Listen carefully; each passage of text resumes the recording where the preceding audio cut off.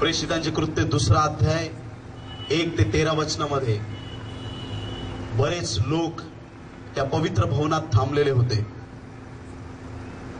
आणि पवित्र शास्त्रात आपण वाचल्याप्रमाणे ते सर्व लोक एकत्र प्रार्थना करत असताना अचानक वाऱ्याचा एक नाद झाला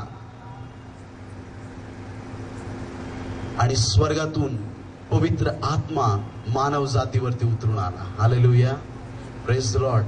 जुन्या करारातले अनेक उदाहरणं आपण पाहिली. अनेक सेवकांवरती पवित्र आत्मा यायचा आणि पवित्र आत्मा निघून जायचा. अनेक सेवक प्रार्थना करायचे, पवित्र आत्मा यायचा, पवित्र आत्मा निघून जायचा. शमशोनाला काही मारायचंय, कोणाला पकडायचंय, शमशोनावरती देवाचा आत्मा यायचा, निघून जायचा. इफ्ताला युद्ध लढायचंय, देवाचा आत्मा यायचा, युद्ध जिंकलं की पवित्र आत्मा निघून जायचा. गिदोनाला युद्ध लढायचंय, पवित्र आत्मा यायचा, पवित्र आत्मा निघून जायचा.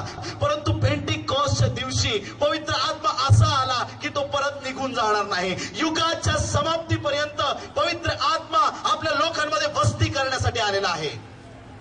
तो तुमच्या आणि माझ्यासाठी या जगामध्ये आलेला आहे.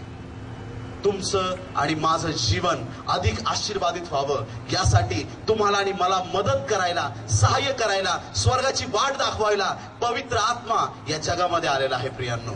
आणि तो मनुष्य जातीवरती, तुमच्या आणि माझ्यावरती पवित्र आत्मा उतरून आलेला आहे. येशूवरती पवित्र आत्मा होता. किती लोकांनी ऐकलं येशू पाण्यावर चालला? किती लोकांनी ऐकलं येशू पाण्यावर चालला? सुरुवातीला मी सांगितलं, उत्पत्ती 1 अध्याय 2 वचन, देवाचा आत्मा जलावरती तळपत होता. जला खाली नव्हे, जला वर तळपत होता. येशू पाण्यावर चालला कारण त्याच्यात पवित्र आत्मा आहे. येशू पाण्यावर चालू शकला कारण तो तुमच्या आणि माझ्यासारखा देहाच्या अधीन नाही. जे देहाच्या अधीन आहोत ते पाण्यात बुडून जातो, पण जे आत्म्याच्या अधीन आहेत ते पाण्यावरच काय, हवेत सुद्धा चालतील. हालेलुया.